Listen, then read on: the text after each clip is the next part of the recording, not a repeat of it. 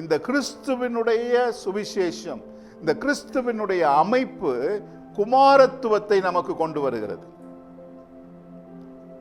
கிறிஸ்துவினுடைய அமைப்பு நம்மை குமாரனாய் மாற்றுகிறது. குமாரத்துவத்திற்கு ஏற்றதான ஒரு அபிஷேகத்தை நம்ம மத்தியிலே கொண்டு வருகிறது. கிறிஸ்துவை ஏற்றுக்கொள்வதன் மூலமாய் நாம் குமாரர்களாய் மாறுகிறோம் பிதாவாகிய தேவனுக்கு. ஆமென்.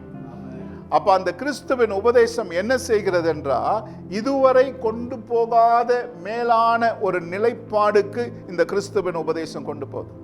புறஜாதிகள் என்று சொல்லும் பொழுது நமக்கு மைண்ட்ல வர வேண்டிய ஒரு காரியம், புறஜாதி என்று சொன்னா நம்ம சமாரியர் இல்லை இஸ்ரவேல் அல்லாதவர், அதெல்லாம் உண்மைதான், நான் இல்லைன்னு சொல்ல வரல.